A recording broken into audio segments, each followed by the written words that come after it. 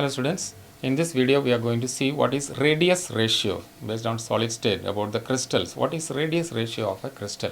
That's what we are going to see here. Now radius ratio, before we understand that, we need to understand a few other things.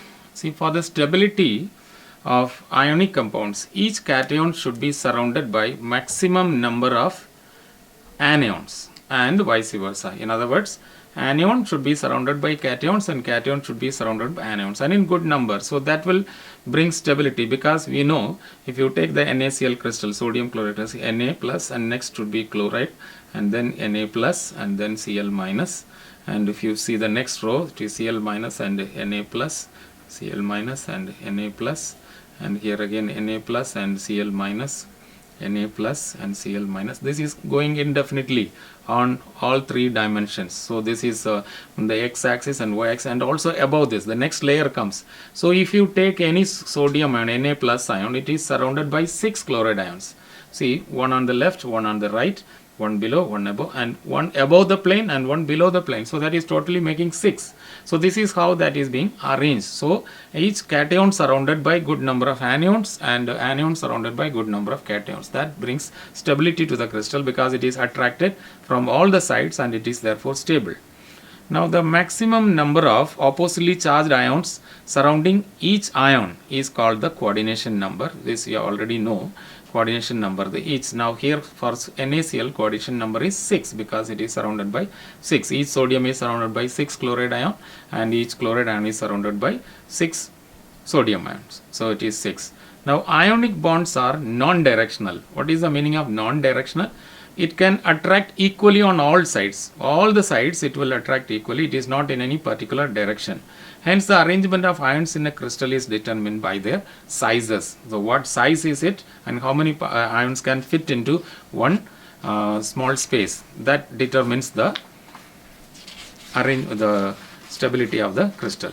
Now the next thing to understand is the radius ratio is the ratio of the radius of cation to the radius of anion. What is radius ratio?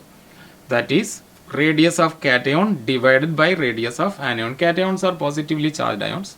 The radius of the cation, when it is divided by radius of anion, what you get is called the radius ratio. Now this will give us some understanding. Greater the radius ratio, the larger will be the size of the cation.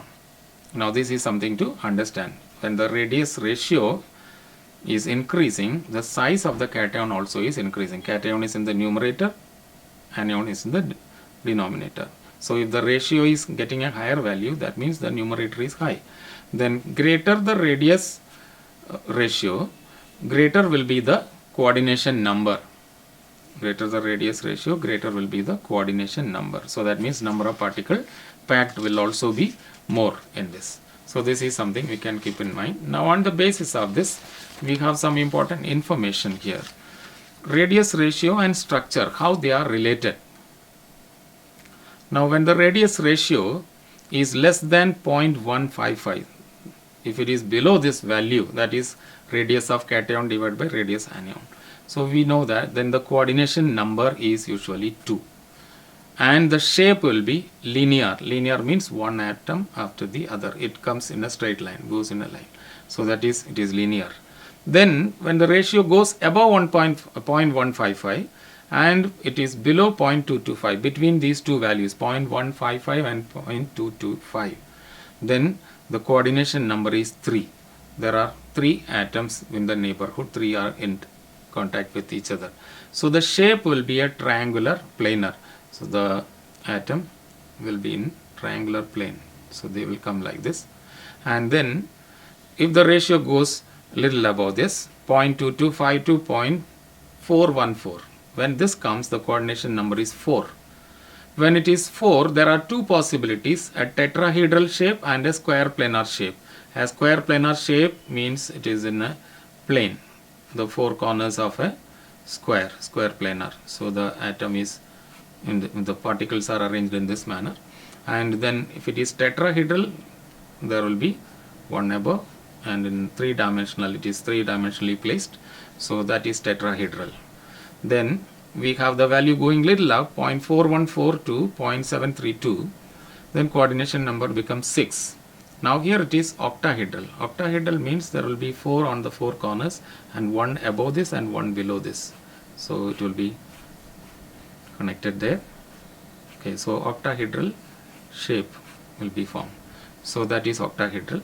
Then if it goes further, 0.732 to 0.999, that is slightly less than 1, then it is 8. The coordination number is 8, and it is a body centered cubic crystal. That is what will form.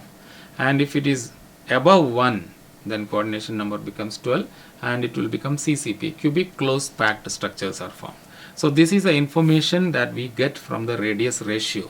So radius ratio is an important information which helps us to understand a lot of parameters about a crystal. Now some other information is the examples. There are some examples of this. We have this crystal CuCl, cuprous chloride. It is body centered. Its radius ratio is 0.93, and the coordination number is 8 and 8, means 8 on copper and 8 on chlorine. So the number of units will be 1. So there will be 1 atom per unit. And then NaCl is face centered. It is 0.52 is the radius ratio, and 6 and 6, coordination number of sodium is 6 and chlorine is also 6, and there are 4 atoms because it is face centered. It is 4 atoms per unit cell. And then we have zinc sulfide ZnS. It is also face centered. The radius ratio is 0.40, and coordination number is 4 and 4. The number of unit cell is the number of atoms in unit cell is also 4. Then we have CaF2. So this is AB2 type. All these are AB type, 1:1. Now this is 1:2. 2 atoms of fluorine and 1 atom of calcium. Face centered. The radius ratio is 0.73, and coordination number is 8 on calcium, and on fluorine it is 4. So it is 8 and 4, and then we have the number of atoms per cube is also 4. So these are important information that you get from the radius ratio. And I think you understood, students, this radius ratio. So please watch the video again and subscribe for the upcoming videos.